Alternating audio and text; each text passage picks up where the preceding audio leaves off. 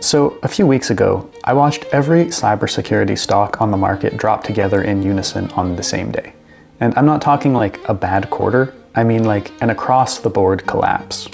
And when I saw why, I realized I need to explain this to people, because I spent almost a decade inside these companies, and what happened is actually a lot worse than the market thinks. To explain what really happened here, you need to understand how these companies work and how they make their money. Back in 2018, I was part of a company that got acquired by Palo Alto Networks. Back in those days, Palo Alto Networks had a problem. They had a great product and revenue, but growth was slowing, and Wall Street saw that the end of the story was in sight. So to keep on growing, they needed something new to sell, and to get something new to sell, well, the fastest way to get it was to buy it. And for quite a few years, this strategy worked really well. And the reason why it worked is because almost every cybersecurity company is based on the same tech stack, the same 5 layers. And when you work in one cybersecurity company, you start to see it in all of them. The company I worked for protected connected medical devices, so we fit in right around here. We had built layers 1 through 3. Buying us solved Palo's problem because we gave them something new to sell. Their firewalls were already deployed, so we just let them charge more for what was already there. So let me show you how big those checks got. I pulled the actual financial filings, and the numbers map cleanly to the 5 layers. Here are the numbers for Fortinet. $6 billion in revenue, and only a third of that is the actual hardware, the first layer. The rest, software that spots problems and people who fix them. Layers 2 through 5. And the margin on that is 87%. Palo Alto Networks, $9 billion in revenue. Same pattern. Hardware is just a fifth. The rest is subscriptions and people. So here's the picture. The hardware is a shrinking slice. The growth engine, the thing that Wall Street actually cares about, is the software that spots the problems and the people who fix them. Both of these are actually doing the same thing. They're looking at data, they're finding patterns, and they're deciding what matters. One of these is code, one of these is people, and the margins are almost 90%. These companies grew like crazy, selling more and more of layers 2 through 5, right up until this moment. In February, Anthropic launched Claude Code Security. It's an AI that scans your code base for vulnerabilities, and the market panicked. CrowdStrike dropped 8%, Okta dropped 9%, and the cybersecurity ETF hit its lowest point in over 2 years, in just 2 days. And then Bank of America came in with their take.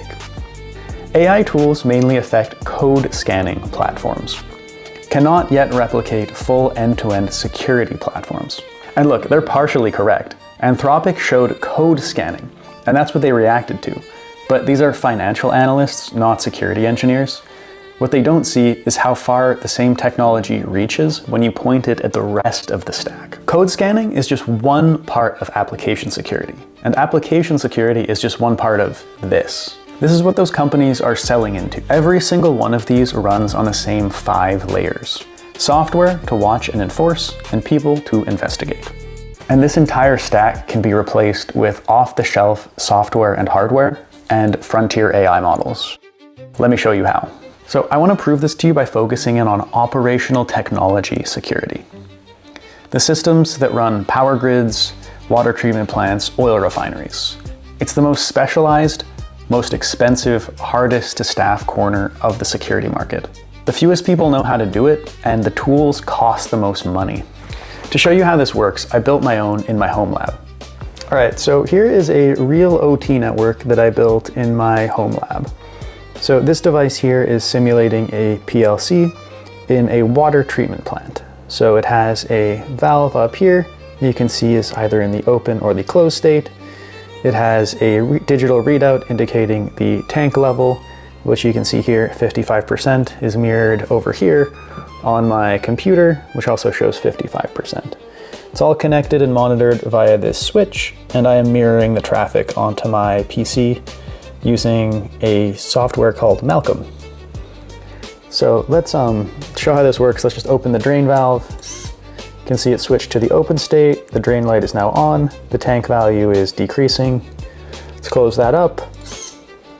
And now let's open up the fill pump. You can see the light is on and the value is slowly ticking up as the tank fills. So this is all communicating over the Modbus protocol, which is the protocol that is commonly used in industrial control systems. So this is Malcolm. It's an open source security platform that's actually built by the US government. And it sees every connection, every protocol, and every packet that's flowing over my simulated OT network. So it's storing it, indexing it, and flagging anything that's suspicious. Sensors, storage, and analytics are all in this single platform. So it's really layers 1 through 3, and it's all free. This is really the basis for all of the security software that people are paying billions of dollars for. This particular part was all actually available pre-AI, and it didn't really get a ton of traction. You still need someone to interpret the data. What's a real threat and what's just noise? It's hard to tell. So you still really need layers 4 and 5, the humans that justify the 87% margin.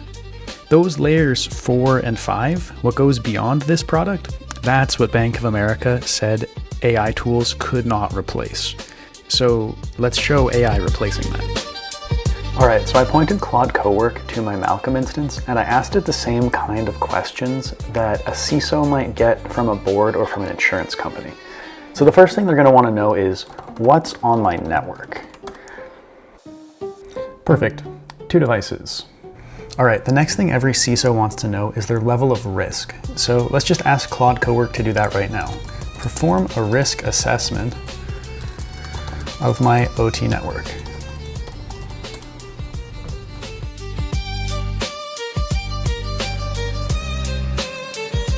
All right, perfect. So the next thing the board is going to want from the CISO is a plan. So what should we do about this risk?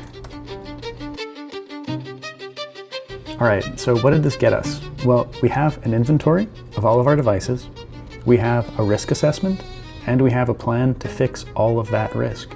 And it took us less than 1 minute. This is layers 1 through 5 of the security stack, complete. When Bank of America saw what Claude could do for code security, they determined that the impact was limited to one part of the security platform.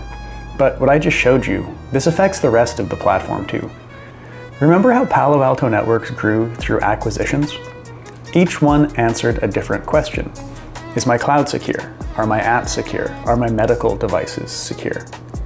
They grew by adding more questions to the same invoice, and now one tool can answer them all. So what is left to sell?